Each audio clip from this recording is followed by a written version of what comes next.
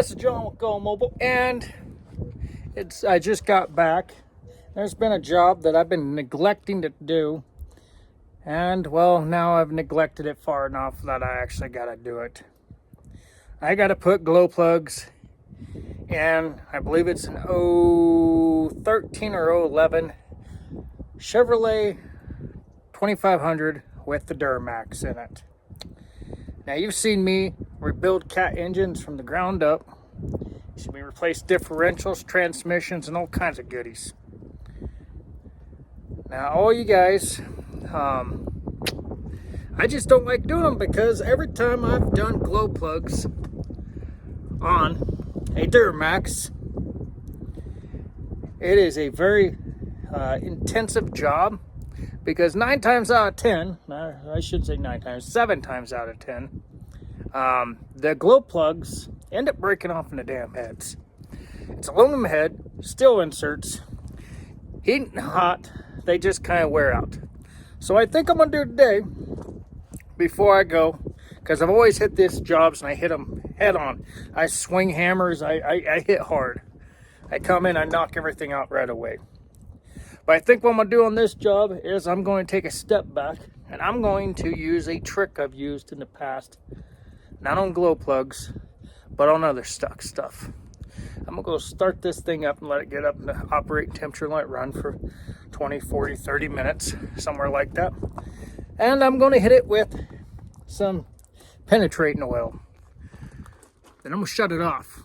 I'm going to come back 12 hours to 24 hours later, and hopefully by then, that oil has had time to soak down inside those threads, and inside where that insert is, that breaks off in the dang head. I shouldn't say insert, but that glow plug breaks off in the head, and hopefully, and I mean hopefully, it will come out for me. So, we'll never know until I get there and do it, but we'll see what we get. I'm out here doing these glow plugs, and let me show you what we got so far. We're just now tearing into it. Let me switch it around. This is the passenger side right here. Sorry, giving everybody the finger. Right here are the glow plugs. We have, on the other side, we have the other ones going out, but there they are, right there. We're gonna go ahead and get those unbolted, go ahead and get them out. As you can tell, this inside the truck, inner fender well has been removed. So here's the glow plugs right here. I've already unscrewed them. As you can see, I got the other 3 out. This was number 7 here. This is the glow plug that's not working. It came out, so I got everything out of this bank.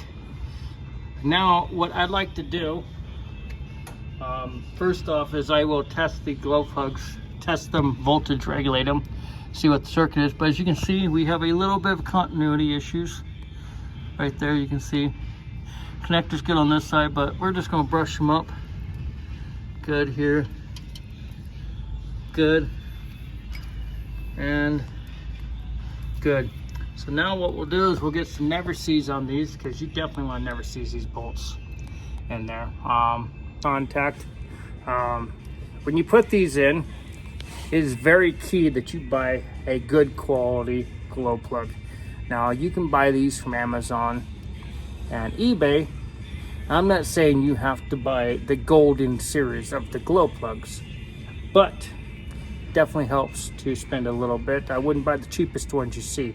If you see them online for $8 a piece, yeah, okay. If you see them online for $3 a piece, do not buy those. You don't want to have to dig those out very often, and you want to definitely, when you put them back in, you want to put a little dab of never sees on. And there's a torque procedure for those. I will not state the torque size off right now because I don't know, but I'll have to look it up.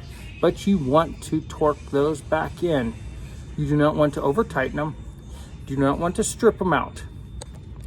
Here they are. Not sure if you guys can see, but if you strip one of those out, those go all the way through that head into the combustion chamber.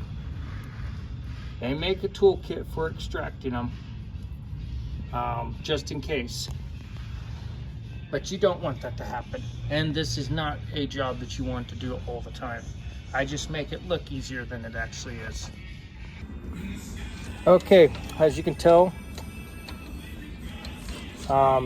we are testing right now the glow plugs. So as you can see, the first one here, we got 1.4. We got, let's wait, we got, oh, gotta get on there, gotta get a good spot. If it's bouncing around, it's no good. We got a 1.3. This glow plug here looks new, like it's been replaced. We got a 0.9. This one right here, what do we got? We got a 4.4. So what that means, since we got that high of a reading on it, the truck, anything over 2 ohms reads it as an open circuit.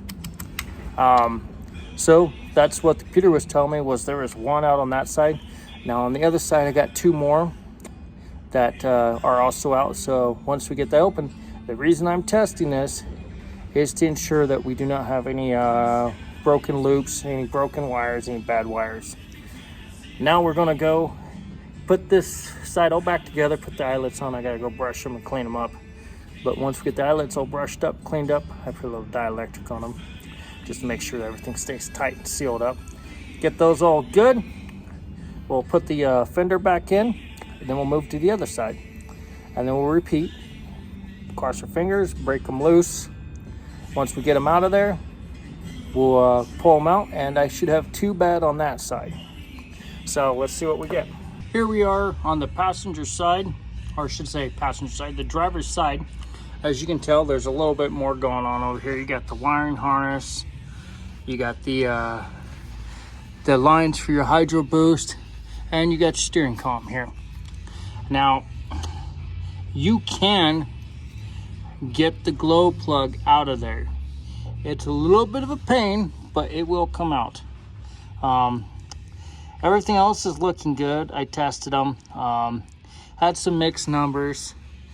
It only showed 1 glow plug bad on this side, but I bet you if I heat them up and do a couple cycles on them, I'm gonna get that glow plug to fail. But besides that, there you are, and pretty much just repeat. Now this is what it looks like with all this plastic out of there. Oh, and before you can get to this, you got to come up here. This is your intake tube. Let me get some light up here so you can see what we got going on up here. This is the intake tube. Don't worry about that. He's got a little bit of a power steering leak. We'll address that in the future. But you got to get this tube here out. It attaches right here, back here, down there, right down there. Now what I do is I use my China socket, or my China extension. As you can see, that's just a cheap 3/8 extension. I've had this thing for a long time. And as you can tell, it's a very long extension. I think it's 36 inches long. Makes it really nice for reaching down in and getting things like that. And you can just come onto it and get it with a Milwaukee. There you guys go. Now I'm going to just repeat. Like I said, just like I pulled it apart the first time, I'm just going to repeat it. I'm going to lube them up, clean up the contacts, reinstall the glow plugs, and then I took the intake apart because I wanted to inspect some things up there and put that back together. You can see I got the intake tore. Well, you can't see right now, but I got the intake tore apart. That was so I can inspect some things. These glow plugs all came out for me. Probably what happened was I took a little extra time. I came out. Previously, I warmed the vehicle up.